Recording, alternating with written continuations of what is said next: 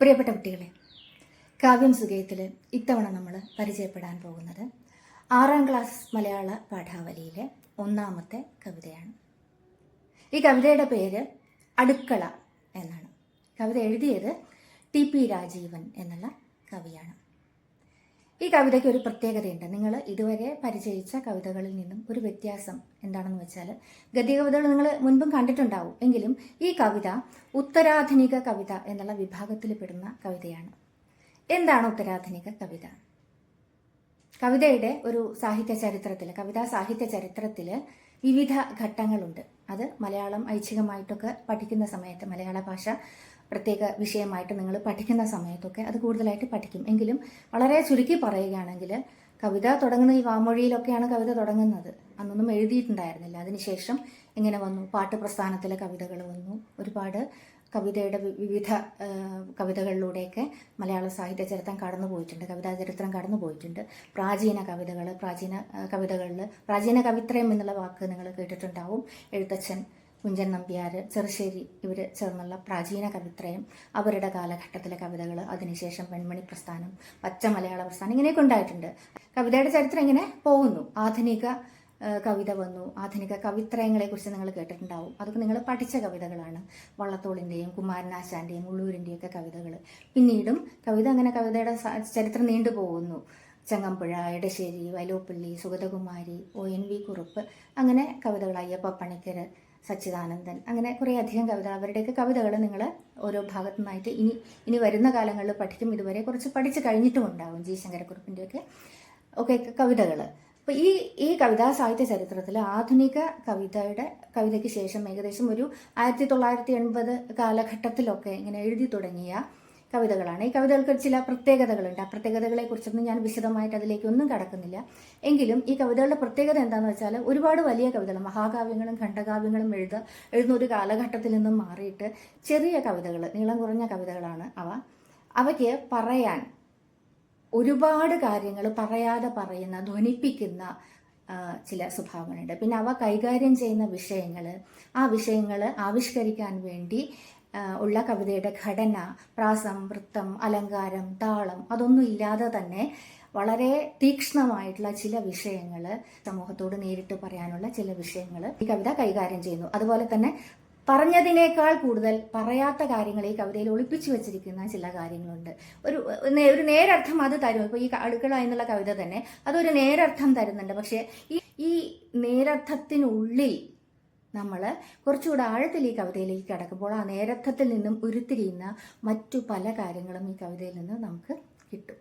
അത് ഇത്തരം ഈ നേരത്തെ പറഞ്ഞ ഉത്തരാധുനിക കവിതയുടെ എല്ലാ കാലത്തെ കവിതകളിലും അതൊക്കെ ഉണ്ടെങ്കിലും ഇത് കൂടുതലായിട്ട് നമ്മൾ മനസ്സിലാക്കുന്നത് ഇത്തരം കവിതകളാണ്. ഉത്തരാധുനിക കവിതയുണ്ട്, സമീപകാല കവിതയുണ്ട്, പൊതുകവിതയുണ്ട്, ആധുനികോത്തര കവിത എന്നൊക്കെ പറയാവുന്ന കവിതകളുണ്ട്. പ്രധാനപ്പെട്ട ഒരു കവി തന്നെയാണ് തീർച്ചയായിട്ടും ഈ കവിത എഴുതിയ തച്ചംപൊയിൽ രാജീവൻ എന്നുള്ള TP രാജീവൻ. അദ്ദേഹം കവി മാത്രമല്ല, മലയാളത്തിലും ഇംഗ്ലീഷിലും കവിതകൾ എഴുതുന്ന കവിയാണ് അദ്ദേഹം. കവി മാത്രമല്ല, നിരൂപകനാണ്. അദ്ദേഹത്തിൻ്റെ 2 നോവലുകൾ സിനിമയാക്കിയിട്ടുണ്ട്. പാലേരി മാണിക്യം ഒരു പാതിരാ കൊലപാതകത്തിൻ്റെ കഥ എന്നുള്ള അപസർപ്പക നോവൽ, ഡിറ്റക്റ്റീവ് നോവൽ പാലേരി മാണിക്യം. അതേപോലെ തന്നെ KTN കോട്ടൂർ എഴുത്തും ജീവിതവും എന്നുള്ള അദ്ദേഹത്തിൻ്റെ നോവല് ഞാൻ എന്ന പേരിൽ സിനിമയായിട്ടുണ്ട്. അപ്പോൾ അദ്ദേഹം ഒരു ബഹുമുഖ പ്രതിഭ തന്നെ ആയിരുന്നു എഴുത്തിൻ്റെ കാര്യത്തിൽ. അദ്ദേഹത്തിൻ്റെ ഒരു യാത്രാ വിവരണമുണ്ട്, പുറപ്പെട്ടു പോകുന്ന വാക്ക് എന്ന് പറഞ്ഞിട്ട്. ഒരു ബഹുമുഖ പ്രതിഭ തന്നെയായിരുന്നു അദ്ദേഹം. അദ്ദേഹത്തിൻ്റെ ഒരു പ്രധാനപ്പെട്ട കവിത തന്നെയാണ് ഈ അടുക്കള എന്നുള്ള കവിത. അടുക്കള എന്ന വാക്ക് കേൾക്കുന്ന സമയത്ത്, അടുക്കള എന്ന പേര് ഒരു കവിതയ്ക്ക് വരുന്ന സമയത്ത്, ഈ തലക്കെട്ട് വെച്ച് ആലോചിക്കുന്ന സമയത്ത് ഈ കവിതയുടെ വിഷയം എന്തായിരിക്കും എന്നുള്ളത് ആലോചിക്കാമോ? അടുക്കള എന്ന് പറയുമ്പോൾ എന്തായിരിക്കും? സ്വാഭാവികമായിട്ടും അടുക്കള എന്തിനുള്ള സ്ഥലമാണ്? പാചകത്തിനുള്ള സ്ഥലമാണ്. അടുക്കളയിൽ ആരൊക്കെയാണ് പെരുമാറുന്നത്? അടുക്കളയിൽ പാചകം ചെയ്യുന്ന ആളുകളാണ് പെരുമാറുന്നത്. അതാരാണ്? ഏതു കാലത്തും അതാരാണ്? ഇപ്പോഴതാരാണ്? അടുക്കളയുടെ അവസ്ഥ ഇപ്പോഴെന്താണ്? ഇതൊക്കെ നമ്മൾ ആലോചിക്കണം. സ്വിഗ്ഗി, സൊമാറ്റോ പോലുള്ള എടുപ്പ് ഭക്ഷണങ്ങളുടെ കാലത്ത്, കാറ്ററിംഗ് സർവീസുകളും ഹോട്ടലുകളും വീട്ടിലേക്ക് ഭക്ഷണം എത്തിക്കുന്ന കാലത്ത്, സോഷ്യൽ കിച്ചണുകൾ, സാമൂഹ്യ അടുക്കളകളുടെ ഒക്കെ ഒരു കാലത്ത് അടുക്കളയിൽ സദാസമയവും പാചകം ചെയ്യുന്ന ഒരു ശീലം, രാവിലെ എഴുന്നേൽക്കുന്നു, രാവിലത്തെ ഭക്ഷണം ഉണ്ടാക്കുന്നു, ഉച്ചക്കലത്തെ ഭക്ഷണം ഉണ്ടാക്കുന്നു, ഇടനേരത്തെ ഭക്ഷണം ഉണ്ടാക്കുന്നു, അതിനുശേഷം രാത്രി വീണ്ടും രാവിലെ എണീറ്റ് അതിനുള്ള പ്ലാനിങ്ങുകൾ, അതിനുള്ള സാധനങ്ങൾ, നിരന്തരം പണിയാണ് അടുക്കളയിൽ ജോലി ചെയ്യുന്നവർക്ക്. അത് മിക്കവാറും സ്ത്രീകൾ തന്നെ ആയിരിക്കും. ഒരു കാലം മാറി വരുന്നുണ്ട്, അച്ഛന്മാരും അമ്മമാരും ഒരുമിച്ച് പാചകം ചെയ്യുന്നു, മക്കളെ കൂടെ ചെയ്യുന്നു എന്നുള്ള അവസ്ഥയൊക്കെ ഉണ്ടെങ്കിൽ പോലും സ്ത്രീകളെ മാത്രം അടുക്കള എന്ന് പറയുമ്പോൾ അതിനോട് ചേർത്ത് ചിന്തിക്കുന്ന ആളുകളാണ് സ്ത്രീകൾ.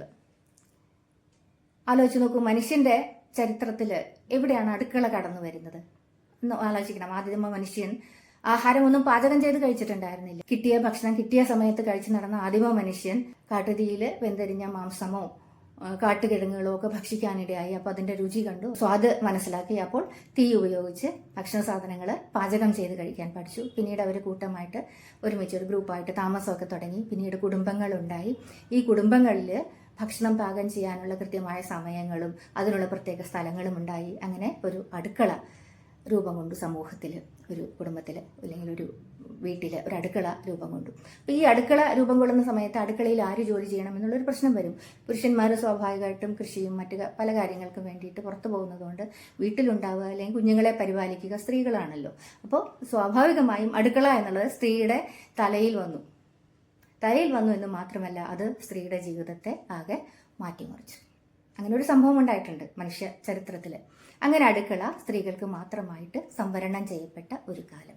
ആ കാലമൊക്കെ മാറി വരുന്നുണ്ടെങ്കിൽ പോലും ആ ഒരു കാലത്തിനെ കൂടി, അല്ലെങ്കിൽ ഇപ്പോഴും മുഴുവനായിട്ട് മാറാത്ത ആ ഒരു കാലത്തിനെ കുറിച്ച് കൂടിയാണ് ഈ അടുക്കള എന്നുള്ള ടി പി രാജീവന്റെ കവിതയിൽ പ്രധാനമായിട്ടും ചർച്ച ചെയ്യുന്നത്. നമ്മൾക്ക് കവിതയിലേക്ക് കടക്കാം. കവിത വായിക്കാം. കവിത തുടങ്ങുന്നതിന് മുമ്പ് അടുക്കള എന്നുള്ള ഒരു തലക്കെട്ടിലുള്ള ബാക്കി വരികൾ ഈ കവിതയിൽ തുടങ്ങുന്നതിന് മുമ്പായിട്ട് ഈ പുസ്തകത്തിൽ ഒരു 2 വരി കൊടുത്തിട്ടുണ്ട്. അത് ഒരു പ്രശ്നമാണ്. അത് നമ്മളോട് ചോദിക്കുന്ന ഒരു ചോദ്യമാണ്. എന്താണ് ആ പ്രശ്നം? അതാണ് ഈ കവിതയുടെ രാഷ്ട്രീയം എന്ന് പറയുന്നത്. കവിതയുടെ രാഷ്ട്രീയം എന്നൊക്കെ പറയുമ്പോൾ നിങ്ങൾ പേടിക്കേണ്ട ആവശ്യമൊന്നുമില്ല കേട്ടോ. ഈ കവിത ചർച്ച ചെയ്യുന്ന പ്രമേയം അല്ലെങ്കിൽ വിഷയം എന്നുള്ള അർത്ഥത്തിലാണ് ഇവിടെ ഉപയോഗിക്കുന്നത്. ആ വിഷയത്തിന്റെ പ്രത്യേകത എന്നുള്ള അർത്ഥത്തിലാണത് ഉപയോഗിക്കുന്നത്. അതിങ്ങനെയാണ്: ഭക്ഷണം എല്ലാവർക്കും വേണ്ടതല്ലേ, അപ്പോൾ അടുക്കളയോ എന്നാണ് ചോദ്യം. അല്ലെ, ഭക്ഷണം എല്ലാവർക്കും വേണ്ടതാണ്, എല്ലാവരും ഭക്ഷണം കഴിക്കും. അപ്പോൾ അടുക്കള ആർക്കാണ്? അതും എല്ലാവർക്കും വേണ്ടതല്ലേ എന്നാണ് ചോദ്യം. പക്ഷെ അങ്ങനെയാണോ? അടുക്കള എല്ലാവർക്കും ഉള്ളതാണോ എന്നാണ് ചോദ്യം. സത്യത്തിലല്ല. അടുക്കള കൈകാര്യം ചെയ്യുന്നത് കുടുംബത്തിലെ ഒരു വിഭാഗം ആളുകളാണ്.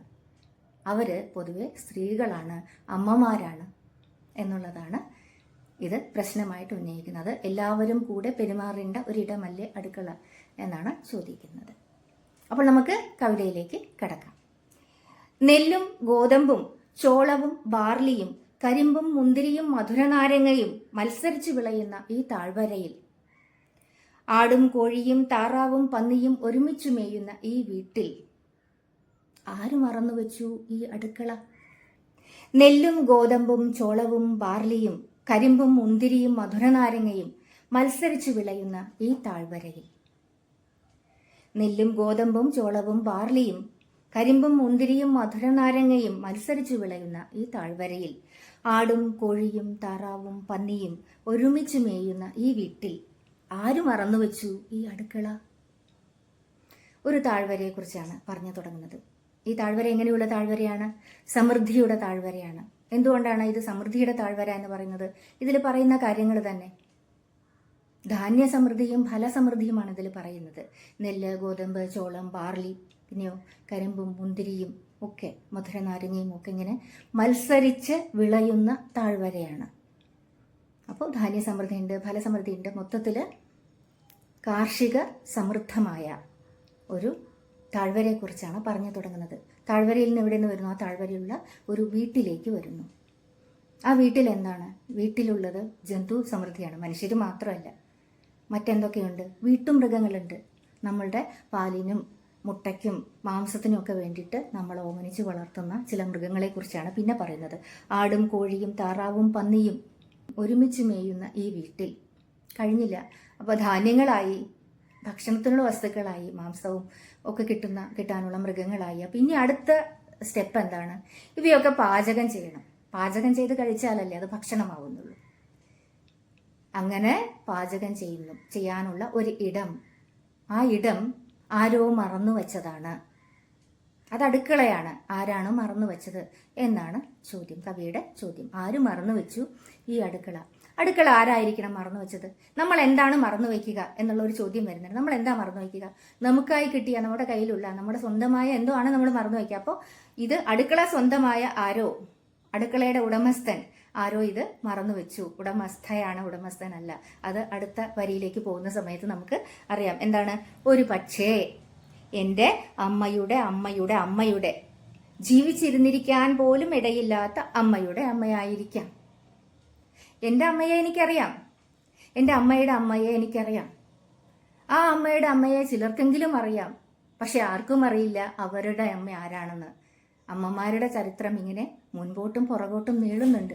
ആ മുൻപോട്ട് നീളുന്ന, അല്ലെങ്കിൽ പുറകിലേക്ക് നീളുന്ന ആ ചരിത്രം, തലമുറകളിലേക്ക് നീളുന്ന ആ ചരിത്രത്തിൽ അമ്മമാരുടെ പേര് പോലും, അമ്മമാരുടെ ഐഡന്റിറ്റി പോലും ആർക്കും തിരിച്ചറിയുന്നില്ല. കാരണം അങ്ങനെ തിരിച്ചറിയാനൊന്നും അവർ ബാക്കി വയ്ക്കുന്നില്ല. അവർക്ക് സ്വന്തമായിട്ടൊരിടമുണ്ടായിരുന്നു, അവിടെയാണ് അവർ ജീവിച്ചതും അവിടെയാണ് അവർ മരിച്ചതും. അവിടത്തെ മാത്രം ആളുകളായിരുന്നു അവർ. ജീവിതത്തിലൊന്നും ബാക്കി വയ്ക്കാതെ പോയ കുറേ മനുഷ്യർ. അവരായിരിക്കാം അവരുടെ സ്വന്തമായിരുന്ന, അവരുടെ സ്വത്തായിരുന്ന ആ അടുക്കള ഇവിടെ മറന്നു വെച്ചത്. അത് ആർക്ക് വേണ്ടിയായിരിക്കും മറന്നു വെച്ചത്? പിൻതലമുറകളിലെ അവരെ പോലുള്ള അമ്മമാർക്കും അവരെ പോലുള്ള സ്ത്രീകൾക്കും വേണ്ടിയാവണം. അത് കവി പറയുന്നില്ല, നമ്മൾക്കത് ഊഹിച്ചെടുക്കാവുന്നതേ ഉള്ളൂ. ഇവിടെ ഇനി അടുക്കളയിൽ എന്തൊക്കെയാണ് നടക്കുന്നത്? ഈ അമ്മമാര് മറന്നു വെച്ചു പോയ അടുക്കളയിൽ എന്താണ് നടക്കുന്നത്? ഇവിടെ എപ്പോഴും ഒരാൾ കറിക്ക് നുറുക്കിക്കൊണ്ടിരിക്കുന്നു, മീൻ നന്നാക്കിക്കൊണ്ടിരിക്കുന്നു, ഇറച്ചി വെട്ടിക്കൊണ്ടിരിക്കുന്നു, അരിയോ ഗോതമ്പോ ആട്ടിക്കൊണ്ടിരിക്കുന്നു, മല്ലിയോ മുളകോ അരച്ചുകൊണ്ടിരിക്കുന്നു, ഇഞ്ചിയോ പുതിനയോ ചതച്ചുകൊണ്ടിരിക്കുന്നു. അടുപ്പത്ത് തിളയ്ക്കുന്നതിൽ നിന്നും കുറച്ചെടുത്ത് എരിവും പുളിയും ഉപ്പും മധുരവും പാകം നോക്കിക്കൊണ്ടിരിക്കുന്നു. എഴുന്നേറ്റ് കൈ കഴുകിക്കൊണ്ടിരിക്കുന്നു. അടുക്കളയിൽ എന്താണ് പണി എന്ന് പലരും ചോദിക്കാറുണ്ട്. അടുക്കളയിലെ പണികൾ നിങ്ങൾക്കും അറിയാം, നിങ്ങൾ പരിചയിച്ചിട്ടുള്ളതാണ്. നിങ്ങളുടെ അടുക്കളയിൽ നടക്കുന്ന കാര്യങ്ങൾ. ഒരു പക്ഷേ നിങ്ങൾ അടുക്കളയിലേക്ക് ഇടയ്ക്ക് ഭക്ഷണം കഴിക്കാൻ വിശക്കുന്നു അമ്മ എന്ന് പറയാനെങ്കിലും പോയിട്ടുണ്ടെങ്കിൽ അടുക്കളയിൽ അമ്മ പറയും. അമ്മയുടെ തിരക്കുകൾ നിങ്ങൾ കാണാറുള്ളതാണ്. എന്തൊക്കെയാണ്? ഇവിടെ എപ്പോഴും ഒരാൾ കറിക്ക് നുറുക്കിക്കൊണ്ടിരിക്കുന്നു, മീൻ നന്നാക്കുന്നു, ഇറച്ചി വെട്ടുന്നു, അരിയോ ഗോതമ്പോ ആട്ടുന്നു, മല്ലിയോ മുളകോ അരച്ചുകൊണ്ടിരിക്കുന്നു. ഇങ്ങനെ ഒരുപാട് കാര്യങ്ങൾ അടുക്കളയിൽ ചെയ്യുന്നുണ്ട്. പുതിയ കാലത്ത് അത് ചെയ്യുന്നത് യന്ത്രങ്ങളായിരിക്കും, പലതും ചെയ്യുന്ന യന്ത്രങ്ങളാണെങ്കിൽ പോലും അതിൻ്റെ ഇക്കാലത്തും യന്ത്രങ്ങളില്ലാതെ ജോലി ചെയ്യുന്ന ഒരുപാട് സ്ത്രീകളുണ്ട് അടുക്കളയിൽ. യന്ത്രം പോലെ പണിയെടുക്കുന്ന സ്ത്രീകളുടെ ഒരു അടുക്കള. അവരെന്ത് ചെയ്യുന്നു? ഇത്രയും കാര്യങ്ങൾ ചെയ്യുന്നു, അതുപയോഗിച്ച് പാചകം ചെയ്യുന്നു. ഇനി ആ പാചകം ചെയ്തു കഴിഞ്ഞാൽ അത് വിളമ്പേണ്ടതിനെ കുറിച്ചാണ് അവരുടെ ആധിയും വേവലാതിയും ഒക്കെ. അതുകൊണ്ടാണ് ഈ പാചകത്തിൽ ഇടയ്ക്കിടയ്ക്ക് രുചി നോക്കുന്നത്. അത് ഉപ്പ് ശരിയായിട്ടുണ്ടോ, എരിവ് ശരിയായിട്ടുണ്ടോ, മധുരം പാകമാണോ എന്നൊക്കെ രുചി നോക്കുന്നു. അത് അവർക്ക് കഴിക്കാനുള്ള ആർത്തി കൊണ്ടല്ല, അവർക്ക് പിന്നീട് വിളമ്പുന്ന സ്ഥലത്ത് കുടുംബത്തിലെ മറ്റംഗങ്ങൾക്ക് ഇത് വിളമ്പി കൊടുക്കണം.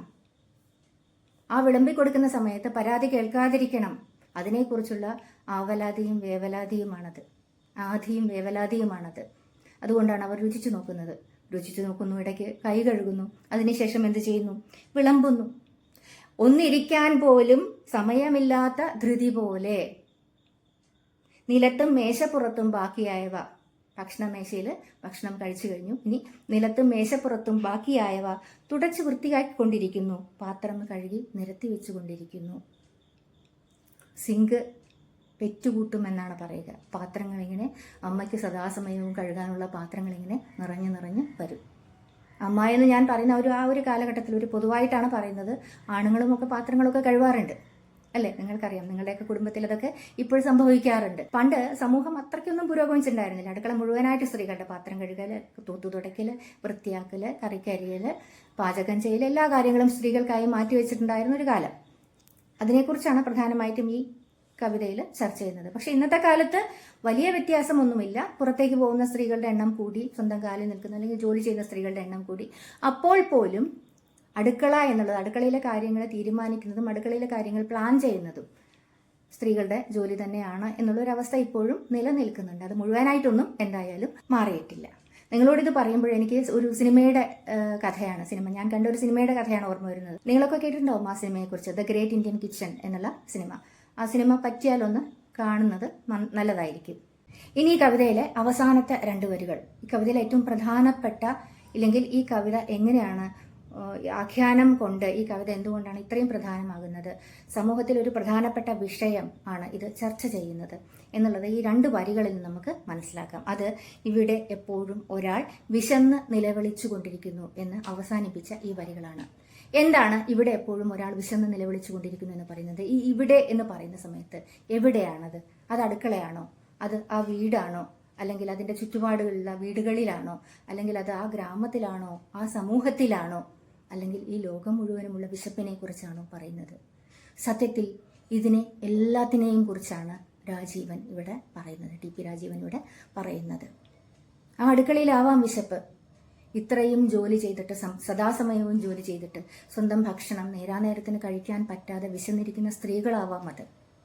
യഥാർത്ഥത്തിൽ വിശപ്പ് തന്നെയാണോ? അക്ഷരാർത്ഥത്തിൽ അത് വിശപ്പാണോ? അത് വേറൊരു വിശപ്പല്ലേ? ആത്മാവിൻ്റെ വിശപ്പല്ലേ അത്? ആത്മാവിൻ്റെ നിലവിളിയാവാം. അത് സ്വന്തം അവസ്ഥയെക്കുറിച്ചുള്ള ഒരു പരിതപിക്കലാവാം, സ്വാതന്ത്ര്യത്തിനെക്കുറിച്ചുള്ള ഒരു മോഹമാവാം. അതും വിശപ്പാണല്ലോ. സദാസമയം എരിയുന്ന അഗ്നിയാവാം. അഗ്നി സർവം ഭക്ഷകനാണെന്നാ പറയാം. അതിനെന്നും എന്തെങ്കിലും പാചകം ചെയ്യാൻ ഇട്ടുകൊടുത്തുകൊണ്ടേയിരിക്കുന്നു. അതിന് സദാസമയവും വിശക്കുന്നു. സദാസമയവും പാചകം ചെയ്യപ്പെടുന്നത് ആർക്ക് വേണ്ടിയാണ്? കുടുംബങ്ങളിലെ അംഗങ്ങൾക്ക് വേണ്ടിയാണ്. സദാസമയവും പാചകം നടന്നുകൊണ്ടിരിക്കുന്നു എന്ന് പറഞ്ഞാൽ സദാസമയവും ഭക്ഷണം അവിടെ ഉണ്ടായിക്കൊണ്ടിരിക്കുന്നു. ഭക്ഷണം ഉണ്ടായിക്കൊണ്ടിരിക്കാൻ കാരണം എന്താണ്? ഒരു രസത്തിനല്ലല്ലോ നമ്മളൊന്നും ഭക്ഷണം ഉണ്ടാക്കുക. ഭക്ഷണം ഉണ്ടായിക്കൊണ്ടിരിക്കുന്നത് വിശപ്പടക്കാനാണ്. അപ്പോൾ തീർച്ചയായിട്ടും സദാസമയവും പാചകം ചെയ്യപ്പെടുന്ന അടുക്കളയിൽ, ആ കുടുംബത്തിൽ സദാസമയവും വിശപ്പുണ്ടാവും. ആ സമൂഹത്തിൽ സദാസമയവും വിശപ്പുണ്ടാവും. പക്ഷേ ഇത്രയും സമൃദ്ധിക്കിടയിലും ബാക്കി നിൽക്കുന്ന വിശപ്പ് എന്ന് പറയുന്ന സമയത്ത് അതേത് വിശപ്പാണ്? അവിടെ സമൂഹത്തിന്റെ ഒരു തുലനാവസ്ഥ എന്ന് പറയുമ്പോൾ ഒരു ഭാഗത്ത് സമൃദ്ധിയും ഭക്ഷണ സാധനങ്ങളുടെ ധാരാളിത്തവും, മറ്റൊരു ഭാഗത്ത് ഭക്ഷണ സാധനങ്ങൾ തീരെ ഇല്ലാത്ത അവസ്ഥ, അപര്യാപ്തത എന്നൊക്കെ പറയും.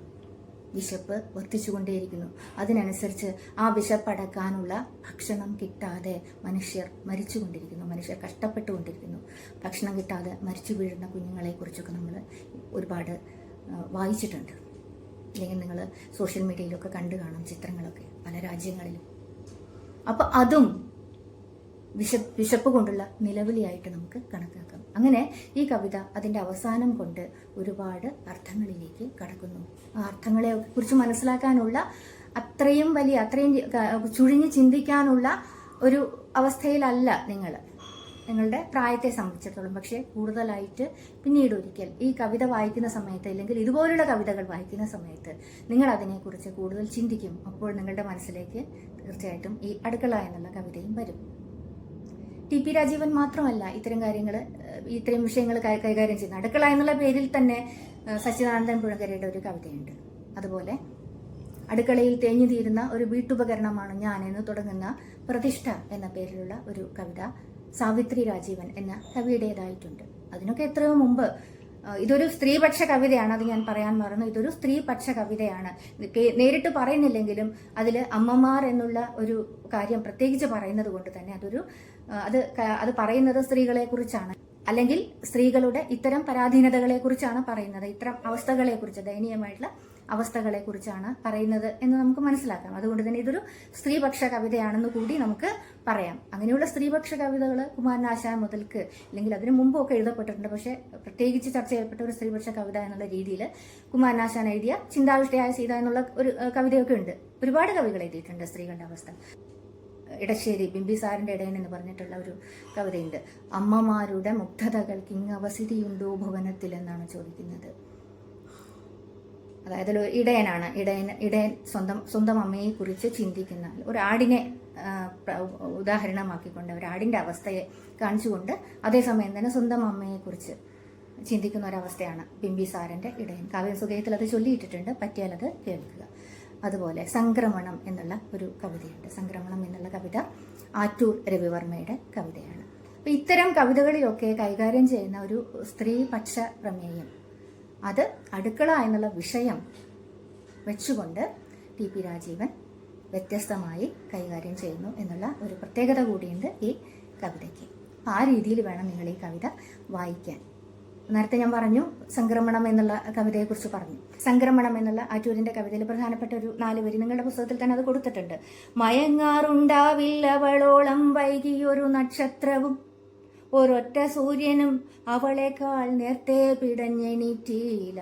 സ്ത്രീയുടെ അവസ്ഥയാണ് അവൾ എന്ന് തന്നെയാണ് ഇതിൽ പറയുന്നത്. നമ്മുടെ ഈ കവിതയിൽ, അടുക്കള എന്നുള്ള കവിതയിൽ കൃത്യമായിട്ട് സ്ത്രീ എന്ന് പറയുന്നില്ലെങ്കിലും അവിടെയും അമ്മ എന്നുള്ളൊരു വാക്ക് ഉപയോഗിച്ചുകൊണ്ട് അത് സ്ത്രീയുടെ അവസ്ഥയാണ് എന്ന് കവി സൂചിപ്പിക്കുന്നുണ്ട്. ഇവിടെ മയങ്ങാറുണ്ടാവില്ല അവളോളം വൈകി ഒരു നക്ഷത്രവും. രാത്രി മറ്റാരും അവൾ ഉറങ്ങുന്നത് കണ്ടിട്ടില്ല. കാരണം ഏറ്റവും അവസാനമാണ് അവൾ ഉറങ്ങുക. ഒരൊറ്റ സൂര്യനും അവളേക്കാൾ നേരത്തെ പിടഞ്ഞെണീറ്റില്ല. അത്ര നേരത്തെ അവൾക്ക് എണീക്കണം. കാരണം അപ്പോഴാണ് ഈ 3-4 നേരത്തെ ഭക്ഷണങ്ങൾ ഒരു കുടുംബത്തിലെ മുഴുവൻ അംഗങ്ങൾക്ക് വേണ്ടിയും അവൾക്ക് ഉണ്ടാക്കാൻ കഴിയുക. ഒരു കുറ്റിച്ചൂല്, ഒരു നാറത്തേപ്പ്, ഞണുങ്ങിയ വക്കാർന്നൊരു കഞ്ഞിപ്പാത്രം, ഒരട്ടി മണ്ണവൾ എന്നാണ് സംക്രമണത്തിൽ ആറ്റൂര് ഇതിൽ അദ്ദേഹത്തിൻ്റെ കവിതയിലെ അവൾ എന്ന് അദ്ദേഹം പറയുന്ന ആ സ്ത്രീയെക്കുറിച്ച് പറയുന്നത്. അതുപോലെ സാവിത്രി രാജീവന്റെ കവിത ഞാൻ മുൻപ് പറഞ്ഞതാണ്. അടുക്കളയിലെ തേഞ്ഞു തീരുന്ന വീട്ടുപകരണമാണ് ഞാൻ. ശ്വസിക്കുന്നതിനാൽ നടക്കുകയും നടക്കുന്നതിനാൽ കിടക്കുകയും ചെയ്യുന്ന, പാചകങ്ങൾക്കൊപ്പം വാചകങ്ങൾ വിളമ്പുന്ന, സങ്കീർണത ഒട്ടുമില്ലാത്ത ഒരു ഉപകരണം. അടുക്കളയിലെ മറ്റൊരുപാട് ഉപകരണങ്ങളുണ്ടല്ലോ, നമുക്കറിയാം. ഇപ്പോൾ അടുക്കളയിൽ ഉപയോഗിക്കുന്ന യന്ത്രങ്ങൾ, ഉപകരണങ്ങൾ എന്തൊക്കെയാണെന്ന്. അവയുടെ അത്രയും സങ്കീർണതയില്ല തനിക്ക് എന്നാണ് ഒരു സ്ത്രീ പറയുന്നത്. സങ്കീർണത ഒട്ടും ഒരു അടുക്കളക്കാരിക്ക് എന്നാണ് സാവിത്രി രാജീവൻ പറയുന്നത്. ഈ കവിത അവസാനിക്കുന്നത് ഇങ്ങനെയാണ്. പക്ഷെ എനിക്കറിയാം, കോവിലും പ്രതിഷ്ഠയുമായി തീർന്ന ഒരു വീട്ടുപകരണമാണ് ഞാൻ. അടുക്കളയിലെ തേഞ്ഞു തീരുന്ന ഒരു വീട്ടുപകരണം എന്നാണ് സാവിത്രി രാജീവൻ ഈ കവിത അവസാനിപ്പിക്കുന്നത്. അതുപോലെ സച്ചിദാനന്ദൻ പുഴങ്കരയുടെ അടുക്കള എന്നുള്ള കവിതയിലെ ഒരു 4 വരി. ഇരിപ്പും കിടപ്പും ഊണും ഉറക്കവും, ജീവിക്കുന്നതേ അടുക്കളയിലാണ്. ഇരിപ്പും കിടപ്പും ഊണും ഉറക്കവും അടുക്കളയിൽ തന്നെയാണെന്ന് അവൾ എപ്പോഴും ഓർമ്മിച്ചു. ഇരിപ്പും കിടപ്പും ഊണും ഉറക്കവും അടുക്കളയിൽ തന്നെയാണ് അവൾ എപ്പോഴും ഓർമ്മിച്ചു. അടുക്കള ഈ കവിത തുടങ്ങുന്നത് ഇങ്ങനെയാണ്. എല്ലാം പഴയതുപോലെ, തടവിൽ കിടക്കുന്ന വെണ്ടയ്ക്ക, തക്കാളി, കടുകുമണികളുടെ കടൽച്ചെപ്പ്, നിശബ്ദമായ സന്ദർശകരെ പോലെ ഉപ്പും പഞ്ചസാരയും വിളമ്പിയൊഴിയുന്ന പ്ലാസ്റ്റിക് ഡബ്ബകൾ, അടുക്കളയിലെ സ്ഥിരം കാര്യങ്ങൾ, സ്ഥിരം കാഴ്ചകൾ, മടുപ്പിക്കുന്ന, അടുക്കളയിലേക്ക് കടക്കുന്ന ഒരു സ്ത്രീയെ സംബന്ധിച്ചിടത്തോളം, അല്ലെങ്കിൽ ഏതൊരാളെയും, സ്ഥിരമായിട്ട് അടുക്കളയിൽ ജോലി ചെയ്യുന്ന ഏതൊരാളെയും സംബന്ധിച്ചിടത്തോളം ഉള്ള സ്ഥിരം കാഴ്ചകൾ, മടുപ്പിക്കുന്ന കാഴ്ചകൾ, മടുപ്പിക്കുന്ന ജീവിതം. ആ മടുപ്പിക്കുന്ന ജീവിതം കഴിഞ്ഞ് ഒന്നും അവശേഷിപ്പിക്കാതെ കടന്നു പോകുന്ന ഒരുപാട് സ്ത്രീ ജന്മങ്ങൾ, അമ്മമാര്, അമ്മമാരുടെ അമ്മമാര്, അങ്ങനെ പോകുന്ന സ്ത്രീ ജന്മങ്ങൾ. ഇതിനെക്കുറിച്ചാണ് ഈ കവിത. അതുകൊണ്ട് തന്നെയാണ് ഞാൻ നേരത്തെ പറഞ്ഞത് ഇത് പൂർണ്ണമായിട്ടും ഒരു സ്ത്രീപക്ഷ കവിതയാണ് എന്ന്. നിങ്ങളോട് ഞാനൊരു കാര്യം ചോദിക്കുകയാണ്. ഈ പുതിയ കാലത്ത്, നേരത്തെ പറഞ്ഞല്ലോ, ഒരുപാട് എടുപ്പു ഭക്ഷണങ്ങൾ വീട്ടിലേക്ക് വരുന്ന കാലത്ത്, വരുന്ന ഭാവിയിൽ ഭക്ഷണം ഉണ്ടാക്കുക എന്നൊരു കാര്യം വീടുകളിൽ സംഭവിക്കാതിരിക്കാനുള്ള ഒരു സാധ്യതയുണ്ടോ? നിങ്ങളുടെയൊക്കെ ഭാവി കാലത്ത് അടുക്കള എന്ന ഒരു പ്രത്യേക ഇടം, സ്ത്രീകൾക്ക് മാത്രമായി ഒതുക്കി വച്ചിരിക്കുന്ന ഒരിടം വീടുകളിൽ ഉണ്ടാവാതിരിക്കുന്നു. അടുക്കള എന്നൊരിടം പുതിയതായി ഉണ്ടാവുന്ന വീടുകളിൽ ഉണ്ടാവാതിരിക്കുമോ? നിങ്ങൾ ചർച്ച ചെയ്യുക. നിങ്ങളുടെ സംഘം ചേർന്നുള്ള ചർച്ചയ്ക്ക് വിഷയമാകേണ്ട ഒന്നാണിത്. നന്ദി, നമസ്കാരം.